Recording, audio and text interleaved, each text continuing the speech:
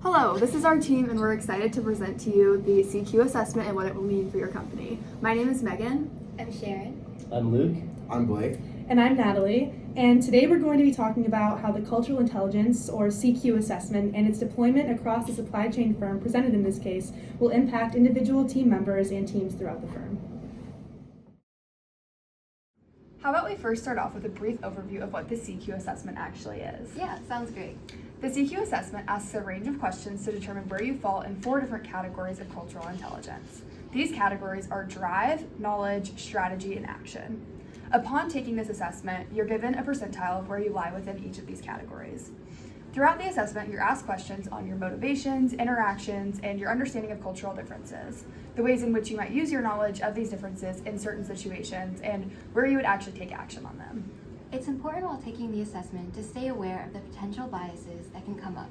For example, the way that certain questions are framed sometimes encourages people to answer in a certain way, regardless if that's what they would have actually done or not. Because answers are self-reported, respondents oftentimes could answer questions based on the actions they would like to take rather than what they would actually do. Right, like some people may answer in a way that leans towards uncertainty avoidance, since this means someone is more flexible, adaptable, and more of a risk taker. When they actually may lean towards high uncertainty avoidance. Should we go a little more in depth about our team's CQ results? Yeah, How about we go around and talk about each of our strengths and weaknesses? for sure. I can start us off. I was the highest in strategy and lowest in knowledge and action. I'm typically pretty energized and persistent in my approach to multicultural situations, but could heighten my familiarity with how cultures are similar and different. I was also high in drive and knowledge. My lower competencies were strategy and action. I have a solid understanding of how culture influences how people think and behave, but could spend more time checking and planning for multicultural situations. I was also low in knowledge and high in action and high in drive. While I could do better familiarizing myself with similarities and differences of cultures, I have a lot of confidence in my abilities to interact with others in cross-cultural situations. My highest score was also in drive, but lower in action. I know I need to work on my flexibility in verbal and nonverbal behaviors within multicultural conversations, but I make sure to be persistent in wanting to understand and adapt to those different cultures. I actually scored the highest in knowledge and lowest in actions. I have a good understanding of the influence of culture on how people think and behave, but could strengthen my ability to actually adapt to different cultural norms. That's all really interesting. There's quite a bit of crossover between our scores, but some big differences too. For sure, it's interesting how Natalie and Luke have lower knowledge while Sharon's is the strongest. It's fascinating. The diversity of skill sets is exactly what sets our team up to be successful in international business. As we expand across different continents, utilizing different skill sets for different situations will be very important. 100%. For example, Sharon's strong CQ knowledge score will help our team because she has a uniquely strong understanding of multicultural situations. Whether we're in London or Sao Paulo, Sharon will be able to strategize an approach that is respectful of the different cultural identities at play, while Blake and Luke's high drive scores will help them spearhead implementation and execution. It really is a team effort, and it'll have to be. International business is complex, as multicultural spaces come with different expectations, understandings, and ways of doing business. CQ competencies like knowledge and action will help us understand these different expectations and how we can navigate them. Therefore, our strengths in the CQ competencies will position us for success in international business, and in that regard, it's actually quite simple. You know, that's a great point. Another huge component is that our different CQ skills will help us respect and value those we work with, which is essential to international success. In crossing cultural boundaries, valuing those who you work with is essential. A foundation of respect fosters collaboration and creates a team working for the benefit of each other. In an international context, strong multicultural competencies demonstrated by these high CQ scores can help us establish that foundation. So, these CQ scores are indicative of a vital skill that is essential to our success. Well said. The CQ assessment primes us for international success and shows executives that our teams will have the necessary skills to perform well. Yeah, exactly. Now that we're familiar with our CQ strengths and weaknesses and how they benefit us at an international level, we can start to analyze how they align with the company's compassion and empathy practices. Understanding our team's cultural intelligence is the gateway to navigating a world that is full of different cultures, perspectives, and ways of thinking. The Vice President of People and Culture informed us that she's focused on developing 2 key company values among the firm's employees: compassion and empathy, and intercultural and global perspectives. What CQ competencies do you guys think best align with these values? Personally, I think CQ knowledge is the most important for developing intercultural and global perspectives. In the CQ report, it describes CQ knowledge as the degree to which you understand how culture influences how people think and behave, and your level of familiarity with how cultures are similar and different. Yeah, people with high CQ knowledge, such as Sharon, probably have a pretty well-organized understanding of culture and how it affects the way people think and behave. This helps them understand how culture shapes behavior, which is extremely important in an international business context and within this company.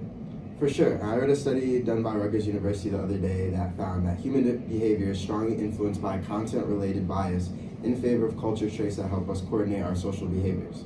An understanding of culture's impact on behavior allows for more effective public service campaigns. That's really interesting. If human behavior naturally aligns with cultural traits that foster social coordination, businesses operating in diverse environments then have to navigate and integrate these cultural tendencies in order to build cohesive teams and successful collaborations, which is exactly what's going on in this expansion. Great point. So from the study, we can generalize that the ability to interpret and adapt to cultural influences directly correlates with improved outcome in various domains, including business. You're right. The broader conclusion we can make is that cultural intelligence is critical for navigating complex interpersonal and market dynamics in a business context, especially on the international level presented in this case.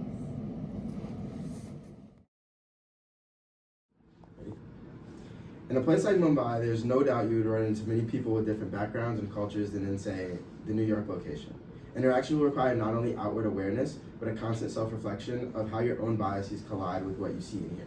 Yeah, I read an article about that the other day in Psychology Today. I think that's called cultural humility. They said cultural humility involves an awareness of the limitations of one's own cultural lens. On an interpersonal level, it involves being other-oriented in relation to the other person's cultural background and experiences, marked by respect and a lack of superiority. Exactly. It's important to note that cultural humility doesn't stop at just interacting with other cultures, but rather requires a level of empathy to understand how other people's experiences affect their perception on certain things. This will be crucial in the Mumbai's team's interactions with the group located in New York. You're exactly right. Both places have very different expectations and ways of conducting their business. So working together towards common goals of the company will require lots of cultural humility, along with collaboration and compromise. That's true. In these situations, Sharon and my competencies would really come into play. Sharon would utilize her CQ knowledge to help the group familiarize with the other cultures they are interacting with, and I would be able to assist her with my CQ drive by staying energized and positive throughout the interactions, continuously pushing the team towards growth in their own cultural intelligence. I think our team has found a lot of ways in which we can demonstrate practices in compassion and empathy that would best contribute to the company's practices. An article I read by Inc. expressed that empathy is important in business because it strengthens your ethical decision making while improving your business outcomes. When you use your empathy, you are better able to identify stakeholders, understand impacts, and promote fairness in your business. One important practice in relation to empathy our team demonstrates is active listening. When you say, we don't just hear what another person is saying, but we actually respond to it. We make sufficient effort to understand the perspectives of others in the group before making a decision, which helps us to avoid a lot of communication issues. I felt that in our past experiences working in teams, we had a lot of good ideas and had to actively listen to each other to make sure all of them were heard and implemented. And this is something that would definitely benefit the company in the long run. Another practice our team demonstrates is encouraging awareness and openness of workloads. This allows people to feel like they aren't working alone and helps the group to avoid burnout. On that note, we also implement practices regarding intercultural and global perspectives. I read an article called Bridging Worlds, Essential Strategies for Effective Intercultural Communication, and it mentioned the importance of challenging our biases and the naturalness of gravitating towards certain ideas, but also pointed out how interacting with a diverse group of people can help us with problem solving and coming up with new ways of thinking. I think our group implements that mindset very well, specifically in the context of group projects. In these types of situations, we work together to identify the ways we each uniquely contribute to the group in order to best promote the company's practices.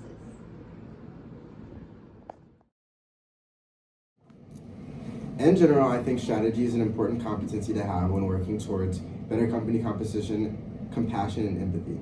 It's shown in the CQ report that skills like planning and awareness both fall under strategy, which are both important steps in having empathic. Is it empathic or empathetic? It's supposed to be It's probably empathetic. Yeah. In general, I think strategy is an important competency to have when working towards a better company, compassion, and empathy. It's shown in CQ report that skills like planning and awareness both fall under strategy, which are both important steps in having empathetic conversations with people who come from different cultures. Yeah, I agree with that. As someone who scored high in strategy, it's important for me to plan ahead for those conversations because it demonstrates compassion for the other person and will lead to positive, effective communication. Now, strategy was one of my lower scores. Is it a bad thing that we're all not high in this area? Not at all. While Natalie scored high in strategy, you scored high in other areas that others didn't. Our differences actually make us stronger within our team because our different strengths allow us to excel in different areas.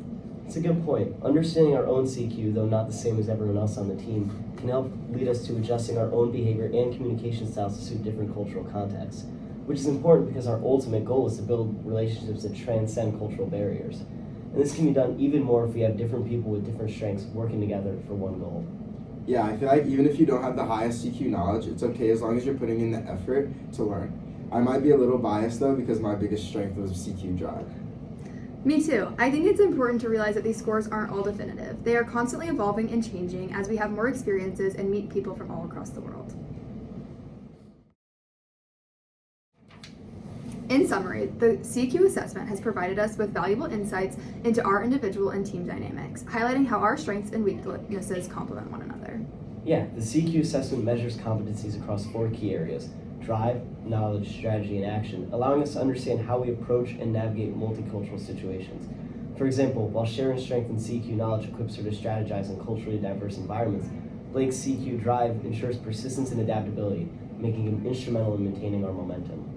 Weaknesses are actually okay because others can help support us with their strengths. Our team's diversity of strengths means we can support one another using individual competencies to address areas of growth and ensure overall team success. Weaknesses are not barriers, they're opportunities for collaboration and growth. CQ skills are critical for international business where understanding cultural nuances, fostering collaboration, and navigating between different norms are essential.